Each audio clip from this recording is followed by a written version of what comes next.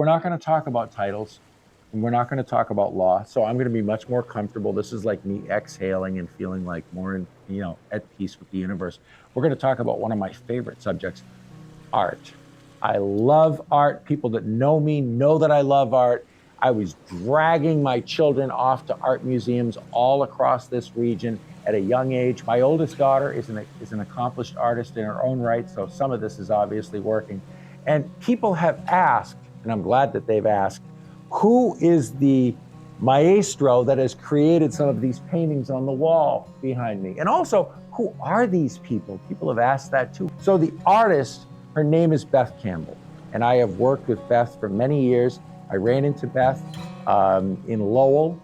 There are some art studios in Lowell, Western Avenue to be precise.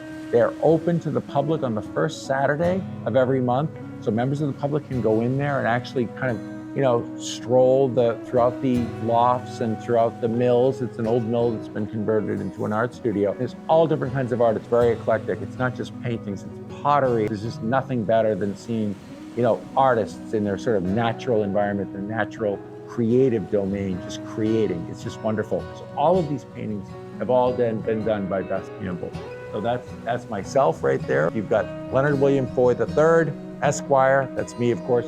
You have a young Howard Hughes. I think a lot of people know him from the film The Aviator. And then, of course, on the far end, we've got Gianni Agnelli, who was the Italian industrialist who was the head of Fiat Motor Company. We've got a less well-known Silvia Monti, who's an Italian actress who starred in a lot of films during the 1960s. But Beth has done all of these paintings, and this is just a small cross-section of what she's done. She is an artist in Lowell, one of the best artists I've ever worked with, and I've got a house full of her stuff. She works by appointment, she works on consignment, and she's in very, very strong demand. So she's certainly somebody that you'll have to get on her schedule and be patient if you want her to do something for you.